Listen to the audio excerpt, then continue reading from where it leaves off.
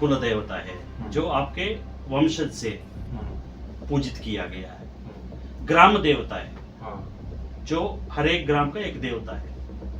इष्ट देवता है जिसको आप बहुत पसंद करते हैं। जिस भगवान की आप पूजा करोगे आप उसके जैसे बन जाओगे। आप शिवा की पूजा करोगे आप शिवा जैसे बन जाओगे। आप विष्णु जी की पूजा करोगे आप में विष्णु जी के गुण आएंगे। आप बलोपासना करते हो हनुमान जी की पूजा करोगे आप हनुमान जी जैसा संयमी और बलशाली बनोगे। It is time that we become proud of being Orthodox. That hour has come. Let us not shed any, We should not be ashamed of it. No, I am very proud of being an Proud of Orthodox. being, yeah. Because the whole basis of modern science, which you call as modern science, is based on the experience. Right? To be able to experience, you should be in that orbit, right? अब on the other side, people के पेड़ों पे भूत रहते हैं या पिशाच रहते हैं या वो मुंजा हमारे। तो भारत में गाय की पूजा करते हैं। गाय एक ऐसा एनिमल है जो ऑक्सीजन लेता है और ऑक्सीजन नहीं छोड़ता है। तो ये कुछ ऐसी साइंटिफिक रीजंस हैं जो हमको ये सोचने पे मजबूर करते हैं कि क्यों हमारे यहाँ गायों को पूजा जाता था, है और रहेगा।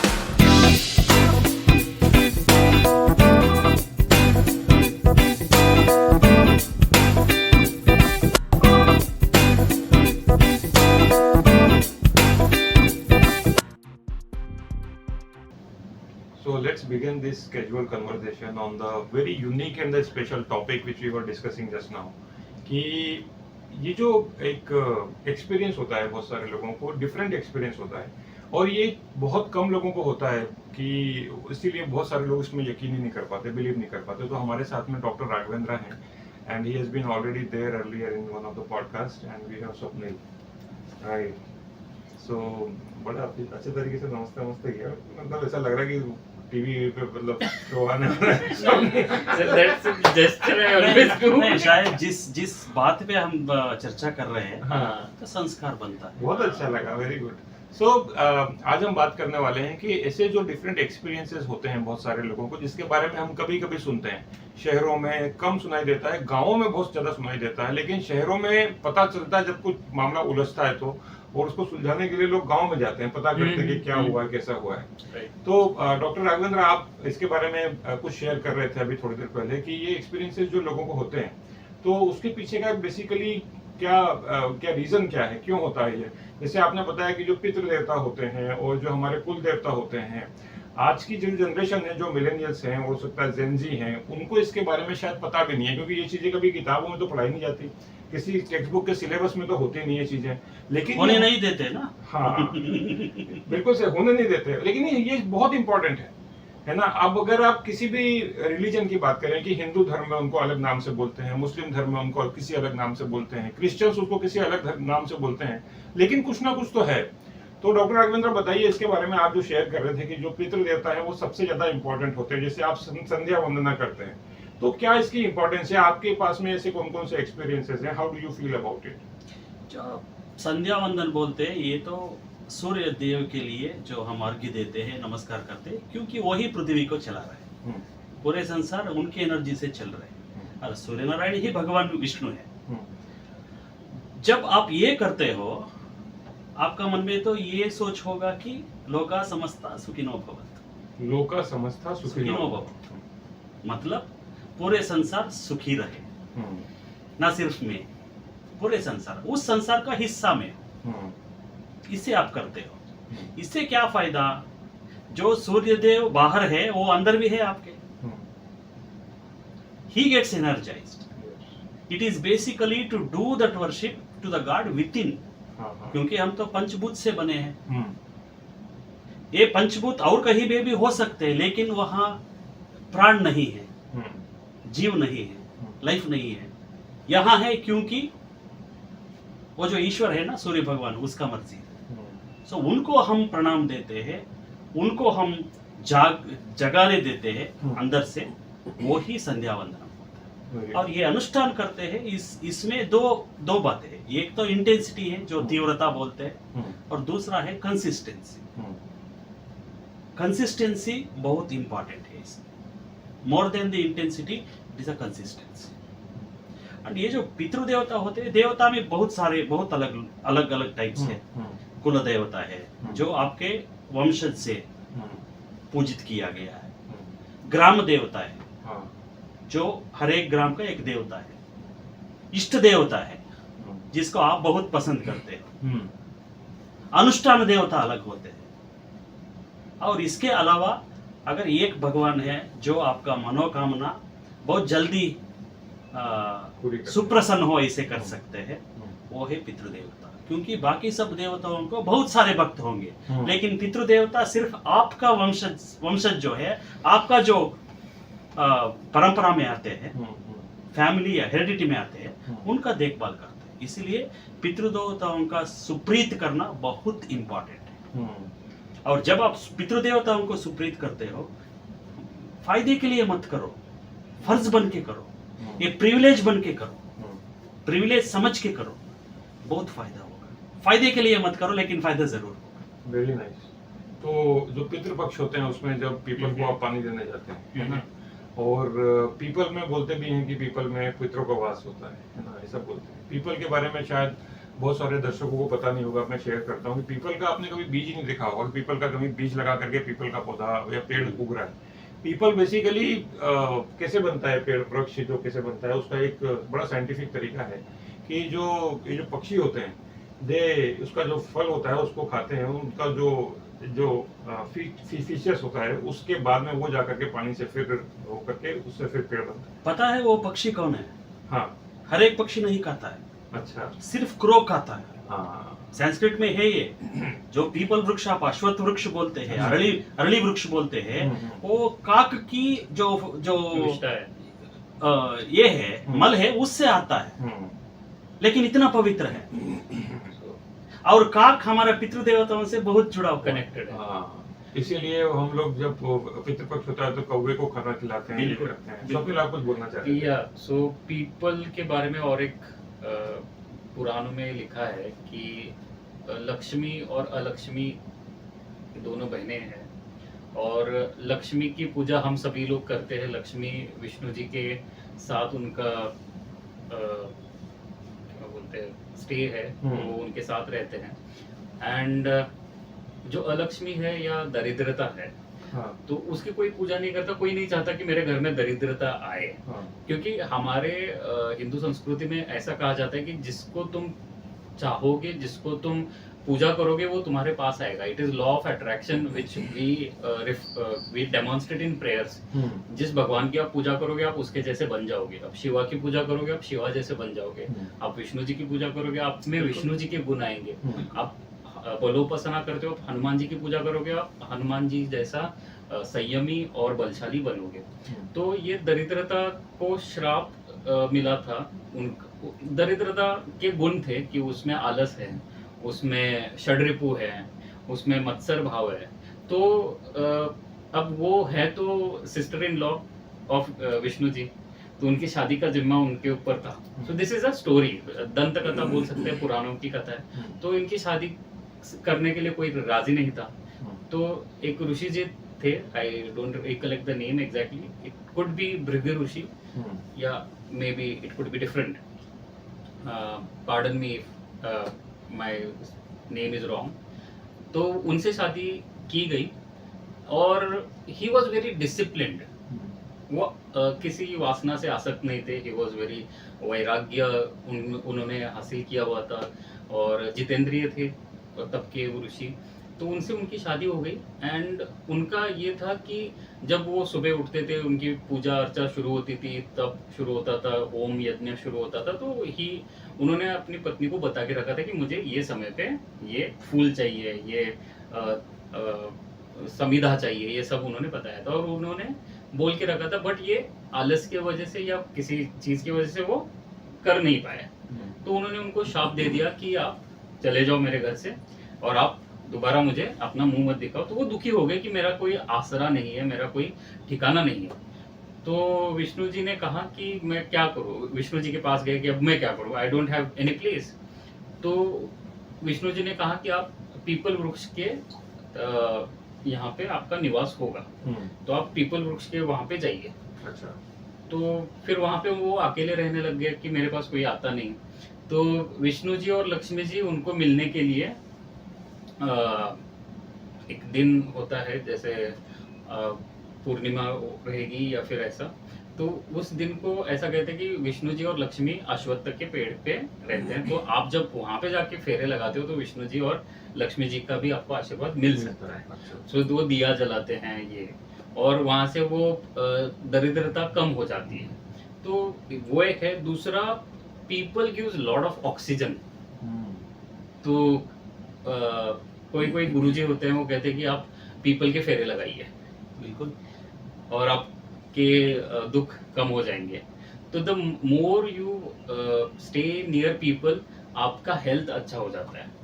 दूसरा ये है कि पीपल के पेड़ को अगर जाके आप हग करोगे, यू आर ग्राउंडिंग, जो हमारा इलेक्ट्रिसिटी का ग्राउंडिंग है, अर्थिंग बोलते हैं, तो वो अपने body, we are made up of atoms and electrons. We are made of atoms who are, we have electrons in us.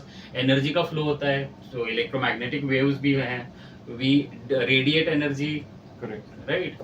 तो वो अर्थिंग भी जरूरी है। When you are stressed out, you can just go and hug a peepal tree or just touch it for 30 seconds and you will feel the difference in yourself. दूसरा ये है कि people का मतलब ऐसा, अब on the other side people के पेड़ों पे भूत रहते हैं या पिशाच रहते हैं, या वो मुंजा, हमारे महाराष्ट्र में कहा जाता है मुंजा इज द भूत काइंड ऑफ थिंग, जो बचपन में बेचारा चला गया और उसका अतृप्त आत्मा हो, तो वो पीपल।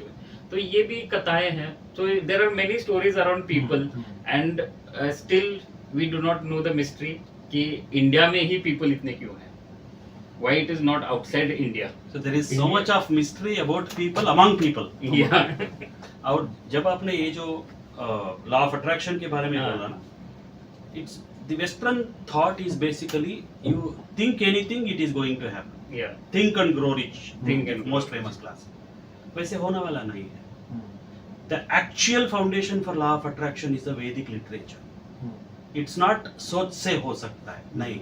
यद भावम तद भवति. You feel it, it is going to happen. That's what he precisely said. You feel like a Vishnu, you are going to be a Vishnu. See, these are actually manifestations of the different roles. Like how we actually, form a cabinet and allot ministries. It is actually the different branches of the same universal spirit. That's what, we say in Sanskrit. Ekam sat bahudha vadanti vipraha. The truth is one only. The learned people will call it in different names. We call Brahma, they call Abraham. एक और बात people के बारे में बताता हूँ। आप बाकी के जो वृक्ष होते हैं, आप उनके पास में देखेंगे वो दिन में ऑक्सीजन देते हैं, रात को वो कार्बन डाइऑक्साइड छोड़ते हैं। उनका जो रेस्पिरेशन है अपोजिट होता है। पीपल का जो वृक्ष है वो रात को भी ऑक्सीजन देते हैं। राइट। और दूसरी चीज एक और बताता हूँ, बाकी जो प्राणी जितने होते हैं वो सब ऑक्सीजन लेते हैं और कार्बन डाइऑक्साइड छोड़ते हैं। तो भारत में गाय की पूजा करते हैं। गाय एक ऐसा एनिमल है जो ऑक्सीजन लेता है और ऑक्सीजन नहीं छोड़ता है। बिल्कुल। तो ये कुछ ऐसी साइंटिफिक रीजंस हैं जो हमको ये सोचने पे मजबूर करते हैं कि क्यों हमारे यहाँ गायों को पूजा जाता था, है और रहेगा। क्यों हम गायों की रक्षा करते हैं, क्यों उनको पालना बहुत जरूरी है, क्यों गाय का हर एक चीज, गाय का गौमूत्र जो है हमारे यहाँ शुद्ध समझा जाता है, पूजा में उसको रखते हैं हम लोग। गाय का जो गोबर होता है उससे गाय घर के बाहर उसको लीपते थे, उसको शुभ माना जाता है। गाय के कंडे से बनी हुई चीजें, उसमें अनुष्ठान में जब आप हवन करते हैं तो गाय के कंडे लगते हैं। तो उसका साइंटिफिक रीजन है।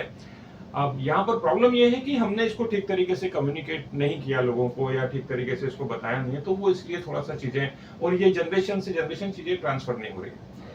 तो स्वप्निल कुछ कहना चाह रहे हैं? गाय में भी देसी गाय होना बहुत जरूरी है, जिसके ऊपर वो जो हमारे मराठी में वशिंड कहते हैं, जो ऐसा हम्प होता है, काऊ का हम्प, वो हमारे इंडियन काउज में ज्यादा देखा जाता है। एंड दैट इज अगेन, आप उसके ऊपर से हाथ घुमाओगे, again you will be distressed, आपका एंजाइटी स्ट्रेस पूरा चला जाता है। गाय इज द ओनली एनिमल जिसको आपका स्पर्श सबसे जल्दी समझ में आता है, जो आपसे आप उसको दो या ना दो, कुछ भी, वो प्यार करती है आपसे। So it is mother. और गाय को हम कामधेनु भी कहते हैं। उसका अभी हमारे यहाँ पे क्या हो गया है कि वेस्टर्न कल्चर का आ गया, फिर हम पैसे कमाने की ओड़ में लग गए, फिर गाय का दूध देना बंद हो गया तो गाय को बेच दिया जाता है, उसको कत्ल खाने भेज दिया जाता है। लेकिन आपने जो कहा कि गौमूत्र can be used for making best quality fertiliser and pesticide. शेन जो है गोबर के बहुत सारे मेडिसिनल प्रॉपर्टीज है। Now I might sound orthodox but people are not willing to do proper research and understand the text which are already written. No, Swapnil, it is time that we become proud of being orthodox. That hour has come. Very nice. Yeah. Let us not shed any, We should not be ashamed of it. No, I am very proud of being Proud an of orthodox. being, Yes. Because the whole basis of modern science, which you call as modern science, is based on the experience, Hmm. right? Hmm. To be able to experience, you should be in that orbit, right? Hmm. If you are not in that orbit, you can't experience. Example, there are radio frequency waves all around you, Hmm. but you don't get to listen to the Vividh Bharati song. Hmm. You can only listen to that only when you tune into the proper frequency. Right. और जिनको वो proper frequency नहीं मिला, वो लोग तो संदेह करते रहेंगे, ये नहीं है. You didn't agree with that, you don't believe in that, doesn't mean that it is false. Hmm. It only means that you are not yet in that orbit to experience. Hmm. ये जो people trick है, पिछले हफ्ते और एक गुरुजी से मेरा बात हो रहा था, एक जिज्ञासा. He said, you should not stay close to a people tree Hmm. as a residence. हाँ. I was asking him why. It's so powerful, so pure. Mm. Then he said, no, it is when you said, the Pitru ki avasthan hai. So who controls these Pitrus? Basically the Rudra. Hmm. So वो रुद्र के आवास्थान है. Hmm. And Rudra actually wants a lot of purity around. So when you make a residence, you can't practice purity in every aspect, right? Hmm. Therefore, you should not stay very close to people tree. It doesn't mean that it is impure. It only means that we could be impure. And the ill effects will always come back. It's Newton's third law of motion, right? That's the whole point. Very nice. So can we be in that orbit to experience? Not everybody can be, because it requires different initiation, different practices. But how many of us have seen electricity? Does it mean there is no electricity? But we believe. If you still have that doubt, insert your finger into the socket, no? Experience it. So our Rishi Munis had foreseen this as a part of their darshana and documented this. So if you are in that particular orbit, because of your initiation, anusthana, because of your wavelength, you will definitely experience it. If you are not yet there, trust. Just believe whatever our ancestors have said. ये जो गाय के बात आपने की है ना, there is one ashram very close to Athani. Perhaps you could visit sometime. Athani. Yeah, in that belt. One great saint has started a Goshala there, and he very clearly says, if you want to become rich by selling milk, you are the most idiotic person. There are other products of cow which are 100 times, 1000 times much more profitable out in the market. For example, the Jivamrut you make.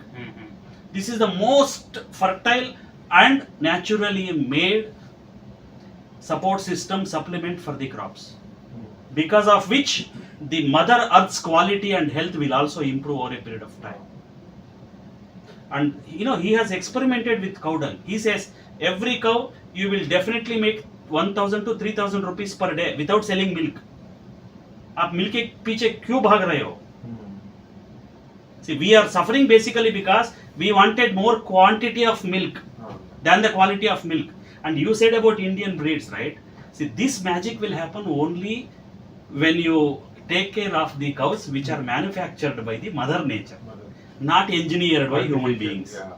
Very important. He says you can make silica out of the powder that you get when you burn cow dung at 1000 plus temperature.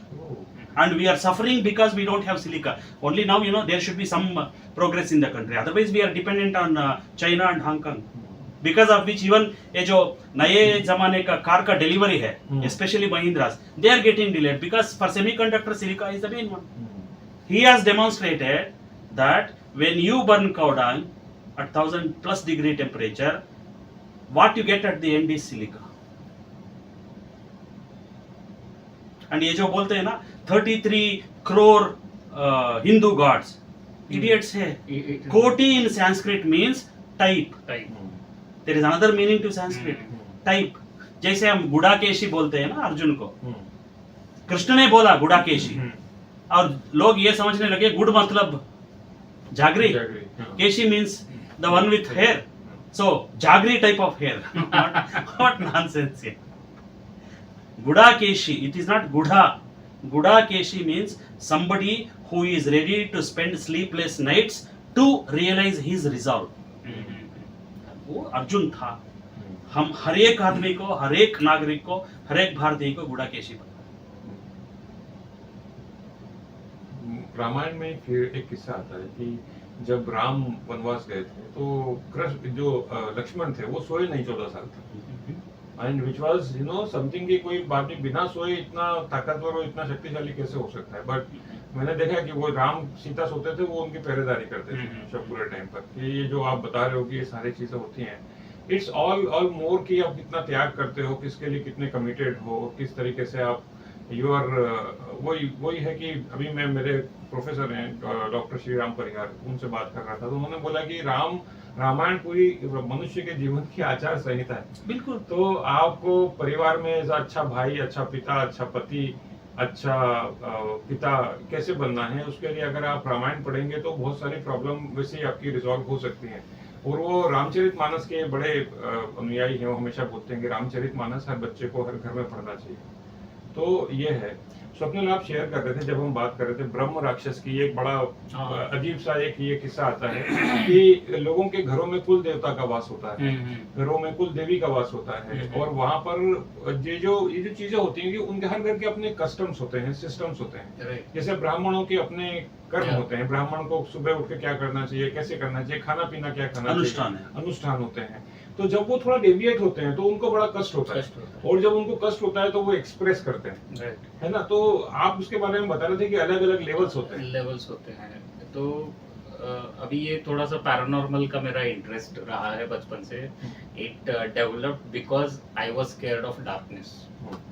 बचपन में थोड़ा सा ऐसा अंधेरे में बहुत डर लगता था कि कुछ ऐसा दिख जाता था मुझे, तो मैं I used to call my mother कि अरे कुछ तो है वहाँ पे.